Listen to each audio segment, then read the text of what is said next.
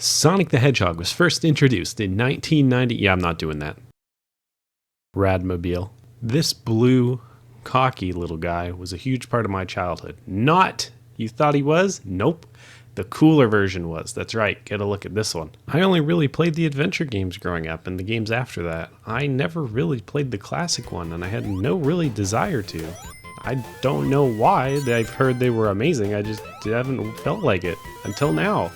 So we're changing it. At last, today, we are finally playing Sonic's Schoolhouse. Oh my god, I'm learning. Sonic the Hedgehog. Was this game good? And did I enjoy my time? Did I think that it was the best thing ever made in the history of mankind? I thought it was alright. I liked the game, but there were a lot of times where it felt like it was trying to make you slow down, so that way you can't finish the game by the time you finish renting it, so you would go out and buy an actual copy.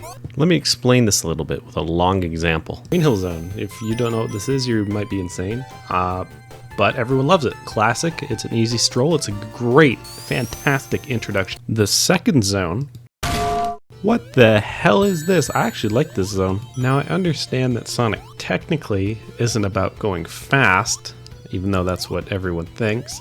It's more about getting the best score or the best time from constantly replaying the levels. And once you master a level, then you have the ability to go fast. But man, you really do not need to have all these stops here. There's a lot of levels later on where there's barely any stops, and yet they're still challenging and fun to do. So what's the point of having an insta-kill trap every 2 seconds in some of these levels? Seriously, what the hell is going on? It slows down the pace of the game tremendously, and unless you're a speedrunner, you're still going to be going relatively slowly, even if you've mastered the levels. But luckily, not all levels are like this. It's only a couple of them. This felt like an arcade game. You put in your coin, you start playing the game, and you try to get the highest score or the fastest time, and you're done. It's one of those games to me, and that's totally fine. It doesn't make it better or worse. The game itself felt amazing. The physics-based gameplay is just so amazing, and you can do so much cool stuff with it. And it's always fun getting sent into the stratosphere. I sound like an IGN reviewer. I'll stop, I'm sorry. The theming of each world is great, and they're all mostly, super fun. Except Labyrinth Zone. Fuck this place. I think my favorite worlds are probably Green Hill and Spring Yard Zone.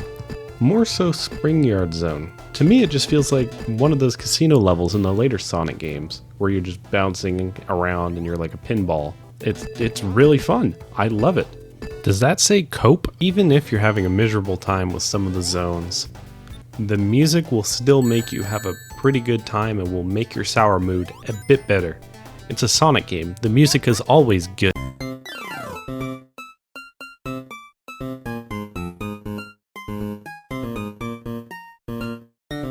Well, the one's done in-house, I guess.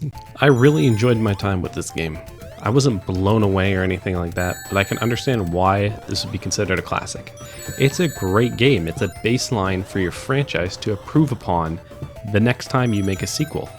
And this is your mascot, so you're obviously going to make a damn sequel.